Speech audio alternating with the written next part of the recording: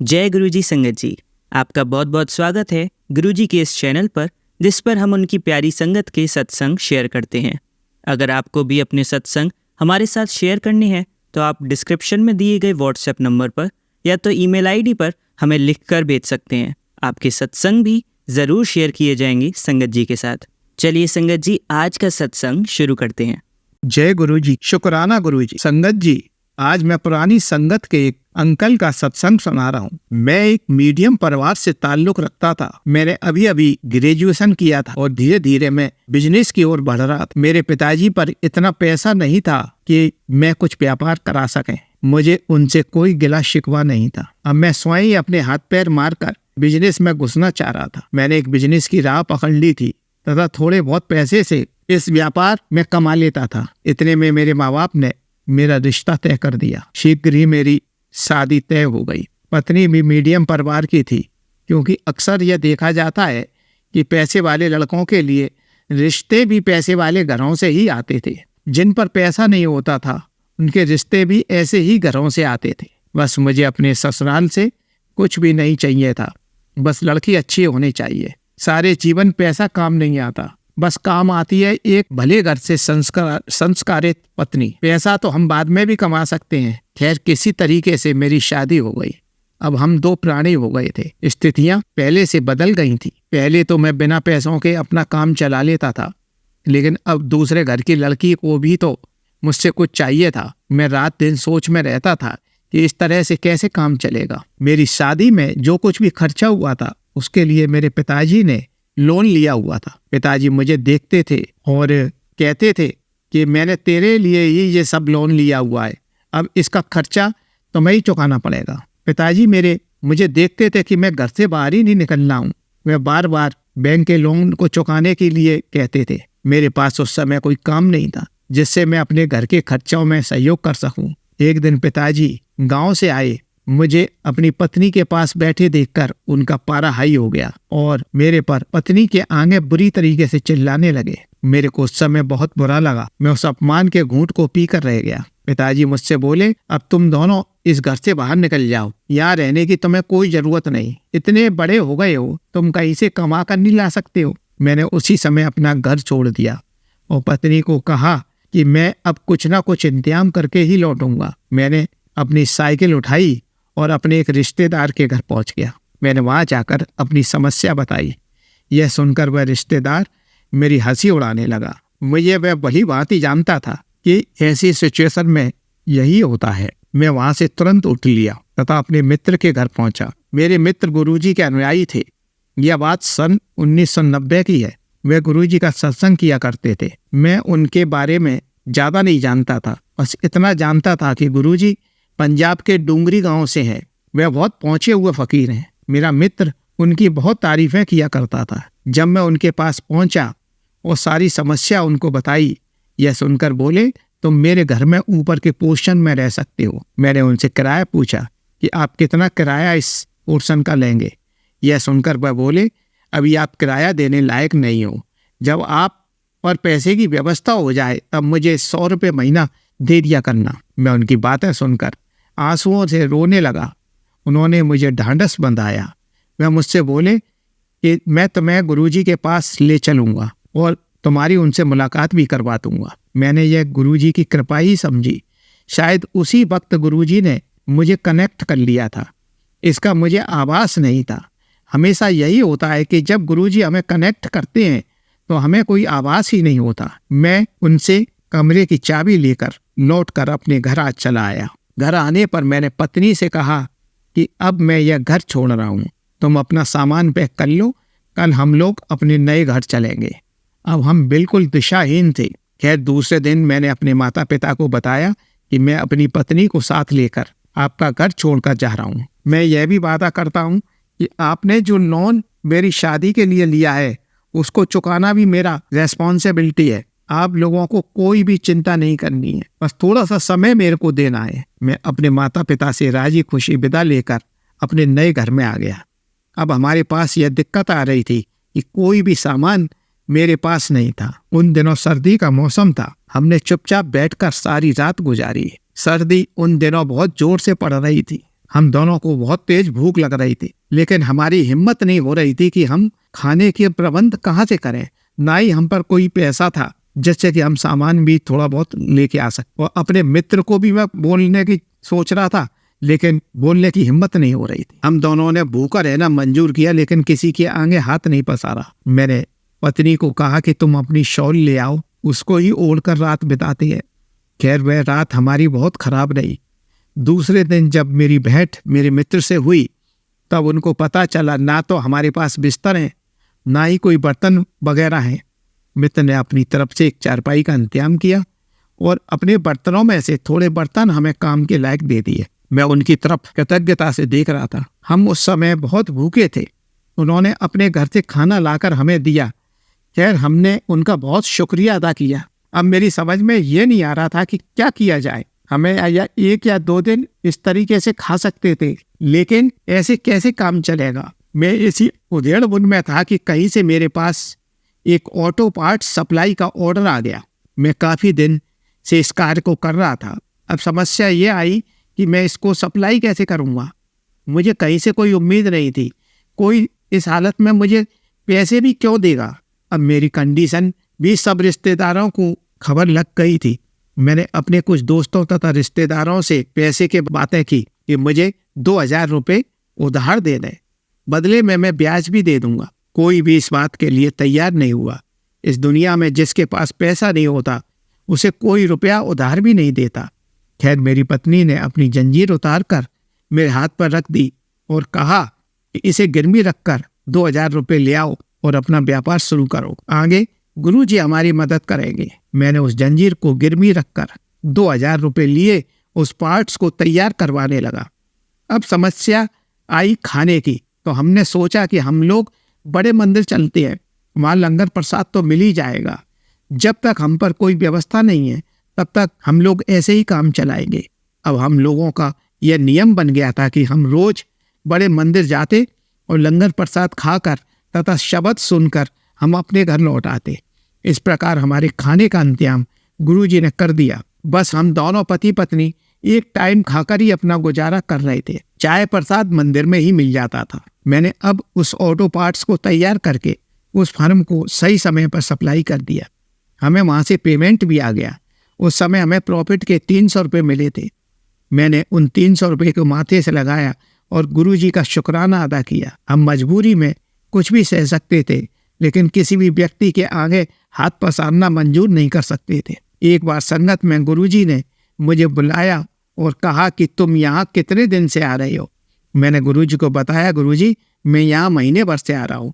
गुरुजी मैं इस समय बिल्कुल नंगा खड़ा हुआ हूँ, मेरे को किसी का आश्रय नहीं है, बस मेरे को आपका ही आश्रय है। गुरुजी ने मेरी पूरी कहानी सुनी और बोले, चिंता मत कर पुत्र, मैं सब देख लूँगा।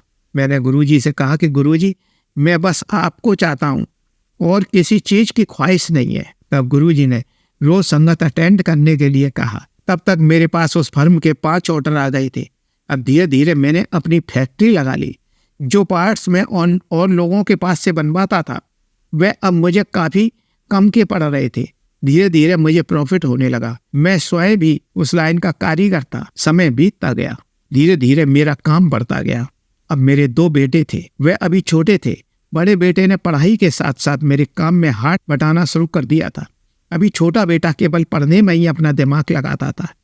धीरे धीरे मेरी फैक्ट्री ने बड़ा रूप लेना शुरू कर दिया। मैंने इस फैक्ट्री में अपना एक बहुत सुंदर सा ऑफिस बनवाया, जिसमें एक बहुत ही आलीशान सोफे पे गुरुजी का बड़ा सा स्वरूप विराजमान किया। एक छोटा सा मंदिर मैंने गुरुजी का बनवाया। यह सब मेरे जीवन में जो कुछ भी घट रहा था वह सब गुरुजी की कृपा दृष्टि से हो रहा था। प्रारंभ में जब हमने अपना घर छोड़ा था तब हमने कई रात भूखे सोए थे। हमें भूखे सोना मंजूर था, लेकिन किसी के आगे हाथ पसारना मंजूर नहीं था। मेरी पत्नी का कहना था, कभी भी आदमी को किसी का बुरा नहीं सोचना चाहिए, ना ही किसी का कोई कर्जा रखना चाहिए। हर कार्य समय पर करना चाहिए। शायद मेरी बीवी के भाग्य और गुरुजी का साथ, ये दोनों ही मेरे जीवन में चमत्कार कर रहे थे। मैं अपने पिताजी के घर से केवल साइकिल ही लाया था, वह भी मेरे द्वारा कमाए हुए पैसों की थी। मैंने अपने जीवन में कई उतार चढ़ाव देखे थे। प्रारंभ में मैंने कुछ कार्यों के लिए लोगों से कर्जा लिए रखा था, मैं समय पर उस कर्जे को चुकाता रहता था, लेकिन जब इस बाजार में मंदी आई तो उस समय मैं कर्जे चुकाने में असमर्थ हो गया। वह व्यक्ति जिससे मैंने कर्जा लिया था वह मेरे घर आया और काफ़ी भला बुरा कहने लगा। उसने सबके सामने मेरी पत्नी को बेइज्जत किया। मैं उस समय अपमान का घूंट पीकर रह गया। जहाँ पिताजी रहते थे उस जगह हमारे परिवार की बहुत इज्जत थी। मैं उस अपमान को सहन नहीं कर पा रहा था। मैं चुपचाप अपने बिस्तर पर लेट गया, लेकिन नींद मुझसे कोसों दूर। मेरे मन में रह कर यह विचार आ रहे थे कि इतने सालों से मेरे परिवार ने जो इज्जत कमाई थी, आज यह व्यक्ति थोड़े से पैसों के लिए हमें बेइज्जत करके चला गया। मेरी समझ में कुछ नहीं आ रहा था। मेरे दिमाग में केवल एक ही बात आ रही थी कि ऐसी जिंदगी का क्या फ़ायदा जिसमें रुपयों के लिए आदमी अपनी बेइज्जती करवा ले। अचानक मैंने एक निर्णय लिया कि मैं आत्महत्या कर लेता हूँ। संगत जी, मैं अपने जीवन की यह हकीकत बता रहा हूँ कि कोई काल्पनिक बातें नहीं कर रहा हूँ। मैं कमरे के अंदर गया और अपनी पत्नी की साड़ी लेकर दबे पांव कमरे में आ गया। यह सब बहुत धीरे से किया जिससे कि पत्नी की नींद ना टूटे। मैंने एक निगाह पत्नी पर डाली और दूसरी ओर उस साड़ी का फंदा बनाया और पंखे से लटक गया। उसी समय सर्दी का मौसम था, इसलिए पंखा नहीं चल रहा था। मैंने फंदा अपने गले में डालकर लटक गया। जैसे ही गले पर जोर पड़ा मेरी चीख निकल गई। तभी पत्नी अचानक जाग गई। उन्होंने मुझे लटकते देखा तो तुरंत दौड़कर मुझे पैरों से ऊपर उठा लिया। इतने में घर में जगार हो गई। सभी लोग इकट्ठे हो गए। मैं बेहोश हो गया था। सबने मुझे पंखे से उतार लिया, सीधे इमरजेंसी ले गए। घर के नीचे एक 3 व्हीलर खड़ा था। शायद कोई सवारी पड़ोस में आई थी। वह 3 व्हीलर वाला उस सवारी को छोड़ने आया था।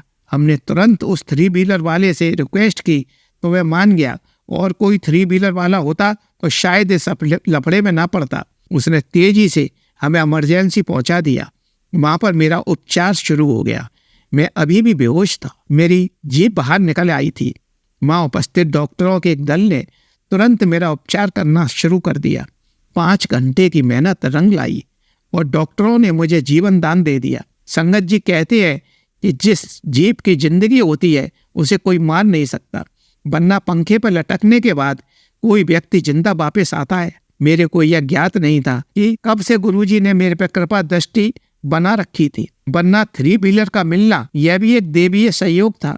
अगर वह 3 व्हीलर वाला वहां नहीं होता तो इतनी रात में हमें इमरजेंसी कैसे पहुंच सकते थे। मेरे पास कार तो थी नहीं जिससे कि पहुंचा जा सकता हो। मेरे जितने भी रिश्तेदार और दोस्त थे उनमें से किसी के पास भी उस समय कार नहीं थी।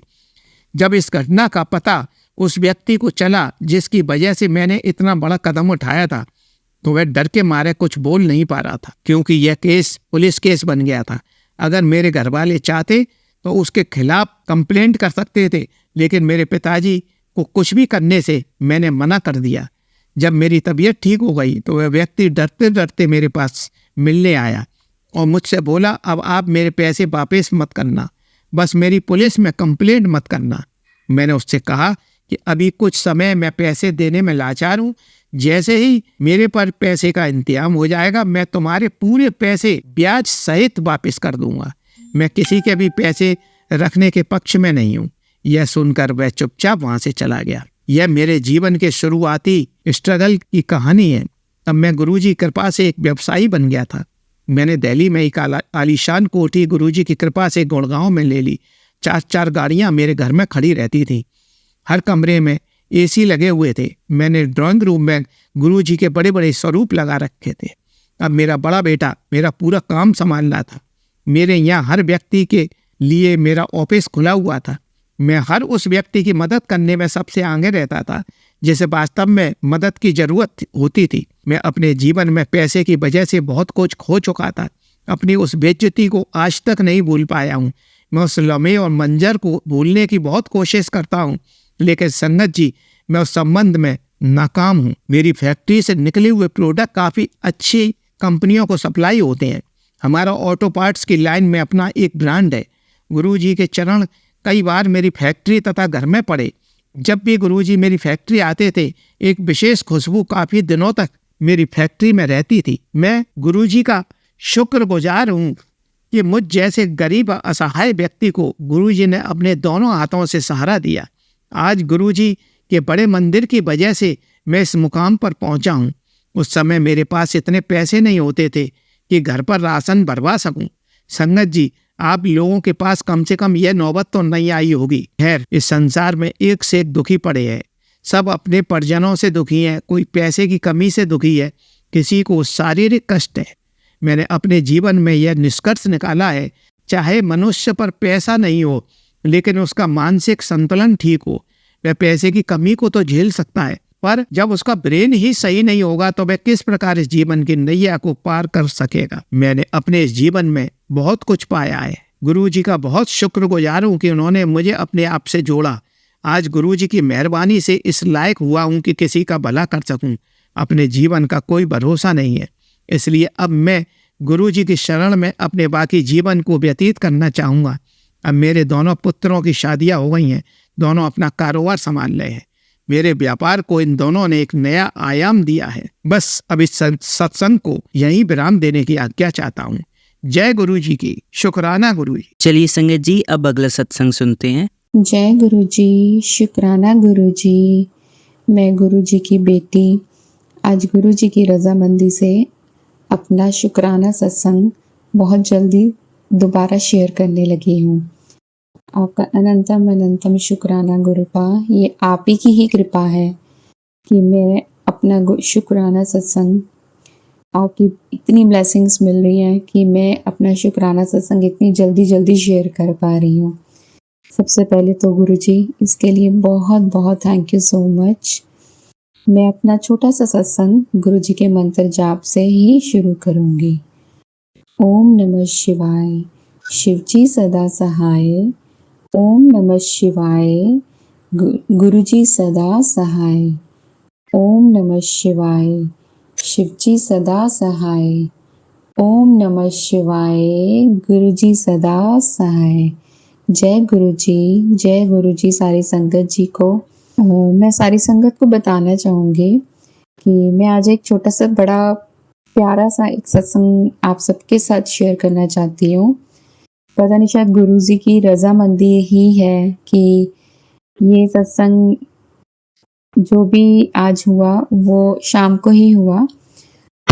एज यूजुअल हम रूटीन की तरह हर सैटरडे को हम गुरुजी के आश्रम जाते हैं। तो आज पता नहीं, दोपहर को मैं जब लंच बना रही थी तो मैंने कुछ मांगा नहीं कि गुरुजी मुझे दर्शन दो या कुछ ऐसा। तो जब मैं स्टार्ट हुई बनाना चपाती तो मैं ध्यान भी नहीं दिया, बट जैसे गुरुजी ने खुद मुझे उसकी तरफ अट्रैक्ट किया कि देखो मैंने तुम्हें दर्शन दिए हैं। तो बनाते बनाते अचानक से मेरी नज़र वहाँ पे पड़ी। फर्स्ट पराठा बनाया, उसमें मुझे ओम के दर्शन फील हुए। मैंने जय गुरुजी बोला, बट आई कांट एक्सपेक्ट कि मैंने जब दूसरा पराठा बनाया उसमें भी गुरुजी ने अपनी ब्लेसिंग्स दी। फिर मैंने एक और पराठा बनाया, उसमें भी गुरुजी ने अपने ओम के दर्शन दिए। और आई एम सो हैप्पी, मुझे इतना अच्छा फील हुआ कि मैंने तो मांगा भी नहीं और गुरुजी ने अपने आप ही इतनी प्यारी प्यारी ब्लेसिंग्स दी। और इतनी खुशी हुई ना, मन में इतनी खुशी हुई, बस ऐसा लगा था कि किचन में मेरे साथ में ही गुरुजी हैं। और लंच बनाने से राइट 5 मिनट पहले मैं वैसे ही गुरुजी के साथ गुरुजी के स्वरूप के आगे बैठी। मैंने वैसे ही गुरुजी के साथ अपनी दिल की बात शेयर की। गुरुजी, आज कुछ सब्जी तो नहीं बनी है, बट मैं आलू वाले पराठे बनाने जा रही हूँ। तो आपको अगर अच्छे लगते हैं ना, आप मुझे बताना ज़रूर, मैं आपके लिए भी बनाऊँगी। फिर आप मुझे बताना कि मैंने कैसे बनाए हैं। बस इतना सी बात की, जैसे नॉर्मल रूटीन में हम बात करते हैं। और मैं बनाने गई और गुरुजी ने उस सभी पराठों में अपनी ब्लेसिंग्स दी। शुक्राना गुरुजी, अनंतम अनंतम शुक्राना मेरे मालिक। उसके बाद शाम को हम गुरुजी के आश्रम गए। वहाँ पे इतना अच्छा औदा, इतना अच्छी पॉजिटिव वाइब्स अंदर घुसते ही कि बस सारे दुख दर्द तकलीफ़ें सब दूर हो जाती हैं। और जाते जाते मैंने बस कहा, गुरुजी मेरे को मांगना ही नहीं है कुछ भी, सिर्फ और सिर्फ मांगना है तो ये कि जिंदगी भर बस आपका साथ चाहिए, आप ही चाहिए गुरुजी। आप हैं तो सब कुछ तो अपने आप आ ही जाएगा। हम वहाँ बैठ के हमने जब हमें चाय प्रसाद मिला, आई कांट बिलीव उससे 2 सेकंड पहले मैंने गुरुजी के स्वरूप को बड़े प्यार से, जैसे बस मेरा दिल करे मैं गुरुजी को ही बस देखूं, मुझे लेफ्ट राइट कहीं पे कुछ भी नहीं देखना। और जैसे ही चाय प्रसाद आया, मैंने उस चाय प्रसाद में अपना ध्यान लगाया। जैसे ही मैंने आईज ओपन की, जय गुरुजी बोला और मैंने कहा गुरुजी आप घर से तो मेरे साथ आए हैं, आइए मेरे साथ बैठ के ना चाय भी पीजिए, आप ही के आश्रम में आप मेरे साथ बैठ के चाय पियेंगे।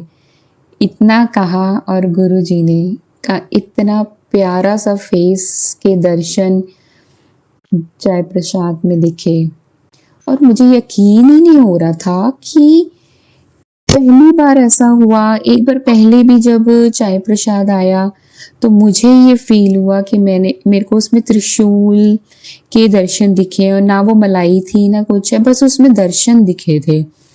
और आज भी ऐसे हुआ कि एक तरफ जब वो चाय में मलाई आती है वो एक साइड पे थी और पूरा जैसे ओवल शेप में फेस, उसमें 2 आंखें, नोज थी, माउथ बना हुआ था और मेरा दिल मुझे बार बार बोल रहा था ये गुरु जी के ही फेस के दर्शन है। और जैसे मेरे गूज बम्स ही खड़े हो गए, ये क्या, I am feeling so happy. और मेरा दिल ही नहीं कर रहा था कि मैं बस देख ही जाऊं। और थोड़ी देर बाद एकदम से साथ में जो मेरी बेटी मुझे बैठी थी उसने एकदम से बोला मम्मा, तो जैसे नजर हटी और उसके बाद में गुरुजी ने कहा अब बस और कितने दर्शन लेगी। मतलब आई कांट बिलीव कि गुरुजी ने दोपहर को इतनी प्यारी ब्लेसिंग्स, फिर शाम को गुरुजी ने प्यारी ब्लेसिंग्स, फिर हम जब लंगर खाने के लिए हम लोग बैठे तो जो गुरुजी के आशीर्वाद से मेरे पास जो थाली परोसी गई उसमें हलवे में मुझे 7 नंबर के दर्शन हुए। संगत जी आप बिलीव नहीं मारेंगे, मेरी आंखों में आंसू भर गए। मैंने गुरुजी को यही बोला, गुरुजी मैं इस काबिल तो नहीं हूँ बिल्कुल भी, पर आपने मुझे इस काबिल समझा, मुझे अपना बनाया है, इतनी सब मुश्किलों के बाद भी आप ही थे कि आपने मेरा विश्वास को डगमगाने नहीं दिया। मैं इतनी खुश हुई, मुझसे रहा नहीं गया। गुरुजी कहते हैं ना अपनी ब्लेसिंग सबके साथ मत बांटा करो, वो तुम्हारे लिए है। पर एक्चुअली मेरे हस्बैंड भी गुरुजी को बहुत मानते हैं, पर पता नहीं क्यों जैसे उनको कोई भी ना, उनको अपनी पर्सनली कोई पॉजिटिव साइन जैसे नहीं मिल रहा है गुरुजी, तो वो परेशान से हुए। तो मैंने इसलिए उनके साथ ये सारी ब्लेसिंग्स का एक्सपीरियंस शेयर किया। मुझे माफ़ करना गुरुपा, आप मना करते हैं बट फिर भी मैंने किया ताकि उनको लगे, उनको भी एहसास हो कि ऐसी बात नहीं है। गुरुजी आपको भी देख रहे हैं, मे बी शायद आपके ऊपर भी ब्लेसिंग्स आ रही हैं, बट कहते हैं ना कि कई बार नहीं समझ में आता, जैसे मुझे भी पहले नहीं समझ में आता था कि 777 की ब्लेसिंग्स हैं, 3 नंबर की, 77 की ब्लेसिंग्स हैं। और जैसे गुरुजी ने समझाया तो समझ में आया, तो धीरे धीरे अपने आप गुरुजी ने इन चीज़ों से हमें जोड़ा तो हमें उसकी वैल्यू का पता लगा। शरीर, बॉडी के अंदर जैसे कहते हैं ना एक जान सी आ जाती है जब ये सब आपके साथ होता है। तो इस प्यार भरे आशीर्वाद के लिए गुरुजी सच्चे मन से आपका शुक्राना। मैं गुरुजी का शुक्राना सत्संग मेरे से रहा नहीं गया। मैं आई और मेरे मन में था नहीं, आज तो जो मर्जी हो जाए, चाहे 10 बज जाए रात के, चाहे 11 बज जाए, सब कुछ फाइंड अप करके मैं गुरुजी का शुक्राना ज़रूर करूँगी। अगर मेरे बाबा ने मुझे इतने प्यारे दर्शन दिए हैं तो मैं, ये मेरी ही जिम्मेदारी बनती है। आपका कोटि कोटि धन्यवाद है मेरे गुरुजी महाराज। बस यही प्यार भरी ब्लेसिंग सबको मिले, सबका ऊपर आपका आशीर्वाद बंधा रहे, यही मेरी अरदास है। गुरुपा, पता नहीं मेरे हस्बैंड बहुत परेशान हो रहे हैं, कि मुझे गुरुजी की गुरु उनको लग रहा है गुरुजी उनको देख ही नहीं रहे हैं, मेरी तरफ तो नहीं देखते, तुझे तो देखते हैं। मेरी बेटी को वो भी कहते तुझे भी देखते हैं, गुरुजी मेरे को क्यों नहीं देखते, गुरुजी मेरे को ऐसे पॉजिटिव साइन क्यों नहीं देते। गुरुजी एक छोटी सी अरदास है, प्लीज़ अगर उनका विश्वास आपके वो आपको बहुत मानने लगे हैं, बहुत चेंज उनके अंदर आ गया है और वो चेंज लाने वाले भी गुरुपा आप ही हैं। पता नहीं गुरुपा क्या ऐसी वजह है, वो मैं नहीं जानती, वो आप ही जानते हैं। पर जो भी वजह है गुरुपा प्लीज़ छोटे से एक ब्लेसिंग्स है, एक अरदास है कि उनको भी अपने पॉजिटिव साइन दीजिए ताकि उनका विश्वास डगमगाने की जगह और ज़्यादा स्ट्रांग हो। और आज मुझे गुरुजी का एक मैसेज आया जिसमें ये लिखा था कि आज के बाद कभी ये मत कहना कि मैं दुखी हूँ, मैं परेशान हूँ या हमारा ये नहीं हो रहा, हमारा वो काम नहीं हो रहा। आपने हमेशा अपने मन को अपने आप को बोलना है कि मैं गुरुजी की बेटी बहुत खुश हूँ, मेरे साथ जो भी होगा वो अच्छा ही हो रहा है, अच्छा ही होगा। क्यों? क्योंकि मेरे काम कभी लटक ही नहीं सकते, कभी बिगड़ ही नहीं सकते और कोई मेरा बुरा कर ही नहीं सकता क्योंकि गुरुपा हर पल तेरे साथ खड़े हैं। बोलो जय गुरु जी। तो गुरु जी जब आप इतनी पॉजिटिव वाइब भरे मैसेज हमें देते हैं तो हम कैसे रोक सकते। थैंक यू सो मच संगत जी, थैंक यू सो मच गुरुपा। मैं अपने सत्संग को विराम देना चाहूँगी मेरे प्यारे गुरुपा के इसी मंत्र के साथ। जय गुरु जी, शुक्राना गुरु जी, जय गुरु जी, जय गुरु जी। ओम नमः शिवाय, शिव जी सदा सहाय। ओम नमः शिवाय, गुरु जी सदा सहाय। ओम नमः शिवाय, शिव जी सदा सहाय। ओम नमः शिवाय, गुरु जी सदा सहाय। जय गुरु जी, शुक्राना मालिक। चलिए संगत जी, अब अगला सत्संग सुनते हैं। जय गुरु जी, शुक्राना गुरु जी। ये मेरे गुरु का ਤੁਹਾਡਾ ਲੱਖ ਲੱਖ ਸ਼ੁਕਰਾਨਾ। मैं रेनू आंटी, ये मेरा पहला सत्संग आ। बाबा जी ने मेरी जिंदगी च बहुत चमत्कार लिआंदे। गुरु पा मैनू माफ़ी दिओ जे मेरे तो कोई गलती हो जाए। संगत जी मैनू माफ़ी दिओ जे मेरे तो कोई गलती हो जाए। मैनू पहला पता नहीं सीगा भी गुरु पा कौन ने। जदों मेरी मामी सੱਸ साडे घर आए तो उन्होंने कहा तू शिव जी दी भगत आ, एक बारी डुगरी वाले बाबा जी वीडियो सर्च मार के देख ला, जे तेनू उन्हां दी वीडियो देखने च ठीक लगदा है तो फिर तू उन्हां नू मान लई, नहीं तो फिर रहन दी। ये गुरु पा मैनू माफ़ी दिओ। ਤਾਂ ਰਾਤ ਨੂੰ ਮੇਰੇ ਮਨ ਦੇ ਵਿੱਚ ਇੱਕਦਮ ਵਿਚਾਰ ਆਇਆ, ਮੈਂ ਸਰਚ ਮਾਰ ਕੇ ਦੇਖਦੀ ਹਾਂ। ਫਿਰ ਮੈਂ YouTube ਦੇ ਉੱਤੇ ਸਰਚ ਮਾਰੀ ਤਾਂ ਗੁਰੂ ਪਾ ਦੀ ਸਾਰੀ ਵੀਡੀਓ ਆ ਗਈਆਂ ਵੀ ਉਹਨਾਂ ਨੇ ਕਿੰਨੇ ਕਿੰਨੇ ਚਮਤਕਾਰ ਕੀਤੇ ਆ। ਉਹਨਾਂ ਦੇ ਸਵਰੂਪ ਦੇ ਵਿੱਚੋਂ ਸ਼ਹਿਦ ਦੀ ਵਰਖਾ ਵੀ ਹੋ ਰਹੀ ਆ। ਫਿਰ ਮੇਰੇ ਮਨ ਦੇ ਵਿੱਚ ਵਿਚਾਰ ਆਉਣ ਲੱਗੇ ਵੀ ਇਹ ਪੱਕਾ ਵੀ ਕੋਈ ਵੀ ਪਵਿੱਤਰ ਆਤਮਾ ਆ, ਵੀ ਇਹ शिव जी ਦੇ ਹੀ ਸਵਰੂਪ ਨੇ। ਮੇਰਾ ਮਨ ਹੌਲੀ ਹੌਲੀ ਇਹਨਾਂ ਨੂੰ ਮੰਨਣ ਲਈ ਤਿਆਰ ਹੋ ਗਿਆ। ਮੈਂ ਆਪਣੇ ਘਰ ਦੇ ਚੋਰੀ ਮੈਂ ਇਹਨਾਂ ਨੂੰ ਮੰਨਣਾ ਸ਼ੁਰੂ ਕਰ ਦਿੱਤਾ, ਆਪਣੇ ਦਿਲ ਦੇ ਵਿੱਚ ਯਾਦ ਕਰਨਾ ਸ਼ੁਰੂ ਕਰ ਦਿੱਤਾ। ਜਦੋਂ ਹੀ ਯਾਦ ਕਰਦੀ ਸੀ ਉਦੋਂ ਹੀ ਨਾਲ ਹੀ ਮੈਨੂੰ YouTube 'ਤੇ ਮੈਨੂੰ Facebook 'ਤੇ ਇਹਨਾਂ ਦੇ ਮੈਸੇਜ ਆ ਜਾਂਦੇ ਸੀਗੇ ਔਰ ਵੀਡੀਓ ਆ ਜਾਂਦੀਆਂ ਸੀਗੀਆਂ ਵੀ ਪੁੱਤਰ ਤੇਰੀ ਲਾਈਫ 'ਚ ਇੰਨੇ ਕਸ਼ਟ ਆ, ਪੁੱਤਰ ਤੇਰੇ ਉੱਤੇ ਬਲੈਕ ਮੈਜਿਕ ਕੀਤਾ ਆ, ਤੂੰ ਸ਼ੁਕਰਾਨਾ ਕਰਿਆ ਕਰ, ਤੂੰ ਮੰਤਰ ਜਾਪ ਕਰਿਆ ਕਰ। ਮੈਂ ਕਿਹਾ ਮੰਤਰ ਕਿਹੜਾ ਆ? ਤਾਂ ਮੈਂ ਤਾਂ ਸਿਰਫ ਓਮ ਨਮੋ ਨਮਾ ਪਾਰਵਤੀ ਪਤੇ ਹਰ ਹਰ ਮਹਾਦੇਵ ਕੀ ਜੈ ਹੀ ਮੰਤਰ ਬੋਲਦੀ ਸੀ। ਬਾਅਦ ਵਿੱਚੋਂ ਮੈਨੂੰ ਪਤਾ ਲੱਗਾ ਕਿ ਵੀ शिव जी ਦਾ ਕਿਹੜਾ ਮੰਤਰ ਬੋਲਣਾ, ਗੁਰੂ ਪਾ ਦਾ ਕਿਹੜਾ ਮੰਤਰ ਬੋਲਣਾ ਆ।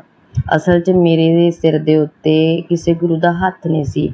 ਜਦੋਂ ਮੇਰੇ ਗੁਰੂ ਪਾ ਦਾ ਹੱਥ ਮੇਰੇ ਸਿਰ 'ਤੇ ਹੋਇਆ ਫਿਰ ਮੈਨੂੰ ਹੌਲੀ ਹੌਲੀ ਚਾਨਣਾ ਪੈਣਾ ਸ਼ੁਰੂ ਹੋਇਆ। ਤਾਂ ਇਹ ਵੀ ਸਾਰਾ ਕੁਛ ਮੇਰੀ ਮਾਮੀ ਸੱਸ ਨੇ ਦੱਸਿਆ ਸੀ, ਤਾਂ ਮੈਨੂੰ ਗੁਰੂ ਪਾ ਜੀ ਦੇ ਵੀ ਦਰਸ਼ਨ ਹੋਏ ਆ। ਤਾਂ ਮੈਨੂੰ ਇੰਨੇ ਚਿਰ ਦੀ ਬਿਮਾਰੀ ਸੀ, 10 ਸਾਲ ਹੋ ਗਏ ਸੀਗੇ। ਟਾਈਫਾਈਡ ਸੀ, ਮੇਰੀ ਵੱਡੀ ਗੁੜੀਆ ਹੋਈ ਸੀ ਉਦੋਂ ਦਾ ਮੇਰਾ ਟਾਈਫਾਈਡ ਵਿਗੜਿਆ ਹੋਇਆ ਸੀਗਾ। ਹਰੇਕ ਰਿਪੋਰਟ ਦੇ ਵਿੱਚ ਆਉਂਦਾ ਹੁੰਦਾ ਸੀ, ਪਰ ਇਸ ਵਾਰ ਇਹੋ ਜਿਹਾ ਚਮਤਕਾਰ ਹੋਇਆ। ਮੈਂ ਗੁਰੂ ਪਾ ਦਾ ਮੰਤਰ ਬੋਲਣਾ ਸ਼ੁਰੂ ਕੀਤਾ, ਓਮ ਨਮः शिवाय शिव जी सदा सहाय, ਓਮ ਨਮः शिवाय ਗੁਰੂ ਜੀ ਸਦਾ ਸਹਾय। ਜਦੋਂ ਇਹ ਮੰਤਰ ਬੋਲਣ ਸ਼ੁਰੂ ਕਰ ਦਿੱਤਾ ਮੇਰਾ ਟਾਈਫਾਈਡ ਖ਼ਤਮ ਹੋ ਗਿਆ। ਡਾਕਟਰ ਨੇ ਕਿਹਾ ਤੁਹਾਡੇ ਟੈਸਟ ਹੋਣੇ ਆ। ਤਾਂ ਜਦੋਂ ਦਿਲ ਜੀ ਮੇਰੇ ਮੇਰੇ ਅੰਕਲ ਜੀ ਟੈਸਟ ਕਰਵਾਉਣ ਗਏ, ਉਹ ਕਹਿੰਦੇ ਤੇਰਾ ਟਾਈਫਾਇਡ ਆਉਣਾ ਹੀ ਆਉਣਾ, ਤੂੰ ਜੋ ਮਰਜ਼ੀ ਕਰ ਲਾ। ਜਦੋਂ ਮੈਂ ਟੈਸਟ ਕਰਵਾਉਣ ਗਈ ਤਾਂ ਮੇਰਾ ਤਾਂ ਜਦੋਂ ਟੈਸਟ ਦੀ ਰਿਪੋਰਟ ਆਈ ਤਾਂ ਟਾਈਫਾਇਡ ਬਿਲਕੁਲ ਨਹੀਂ ਆਇਆ, ਨਾ ਹੀ ਸੈੱਲ ਘਟੇ ਦੀ ਰਿਪੋਰਟ ਆਈ। ਯਾਨੀ ਕਿ ਸਾਰੀ ਰਿਪੋਰਟ ਮੇਰੀ ਨੋਰਮਲ ਹੀ ਸੀਗੀਆਂ, ਸਿਰਫ ਇਨਫੈਕਸ਼ਨ ਆਈ ਸੀਗੀ। ਤਾਂ ਬਾਅਦ ਵਿੱਚ ਇਹ ਤਾਂ ਮੈਂ ਚਮਤਕਾਰ ਹੀ ਮੰਨਦੀ ਹਾਂ। ਇਸ ਲਈ ਗੁਰੂ ਪਾ ਤੁਹਾਡਾ ਲੱਖ ਲੱਖ ਸ਼ੁਕਰਾਨਾ, ਅਨੰਤ ਸ਼ੁਕਰਾਨਾ ਗੁਰੂ ਪਾ। ਮੈਂ ਹੱਥ ਜੋੜ ਕੇ ਤੁਹਾਨੂੰ ਪ੍ਰਣਾਮ ਕਰਦੀ ਹਾਂ। ਮੇਰੇ ਸਿਰ 'ਤੇ ਹਮੇਸ਼ਾ ਆਪਣਾ ਹੱਥ ਰੱਖਿਓ, ਸਾਰੀ ਸੰਗਤ ਨੂੰ ਉਤਾਰਿਓ, ਜਿਹੜੇ ਤੁਹਾਨੂੰ ਮੰਨਦੇ ਆ ਬਾਬਾ ਜੀ, ਸਾਰਿਆਂ 'ਤੇ ਚਾਨਣਾ ਪਾਈਓ ਜਿੱਦਾਂ ਮੇਰੇ 'ਤੇ ਚਾਨਣਾ ਪਾਇਆ। ਮੈਨੂੰ ਇੱਕ ਗੁਰੂ ਦੇ ਰੂਪ ਦੇ ਵਿੱਚ ਮੇਰਾ ਪਿਤਾ ਮਿਲਿਆ ਆ। ਜੈ ਗੁਰੂ ਪਾ, ਤੁਹਾਡਾ ਲੱਖ ਲੱਖ ਸ਼ੁਕਰਾਨਾ, ਅਨੰਤ ਸ਼ੁਕਰਾਨਾ। ਮੇਰੇ ਬੱਚਿਆਂ 'ਤੇ, ਮੇਰੇ ਪਰਿਵਾਰ 'ਤੇ ਆਪਣਾ ਆਸ਼ੀਰਵਾਦ ਬਣਾ ਕੇ ਰੱਖਿਓ, ਸਭ ਨੂੰ ਖੁਸ਼ੀਆਂ ਬਖਸ਼ਿਓ। ਜੈ ਗੁਰੂ ਜੀ, ਸ਼ੁਕਰਾਨਾ ਗੁਰੂ ਜੀ। ਓਮ ਨਮः शिवाय, शिव जी सदा सहाय। ओम नमः शिवाय, गुरु जी सदा सहाय। ओम नमः शिवाय, शिव जी सदा सहाय। ओम नमः शिवाय, गुरु जी सदा सहाय। जय गुरु जी संगत जी। चलिए संगत जी, अब अगला सत्संग सुनते हैं। जय गुरु जी संगत जी। आज मैं अपना पहला सत्संग शेयर कर रही हूँ। सत्संग करते समय मुझसे कोई गलती हो तो गुरु जी और संगत जी मुझे माफ़ कर देना। गुरु जी के साथ मेरी जर्नी 24 के स्टार्टिंग में शुरू हुई। मोबाइल पर गुरु जी के मैसेज आने लगे।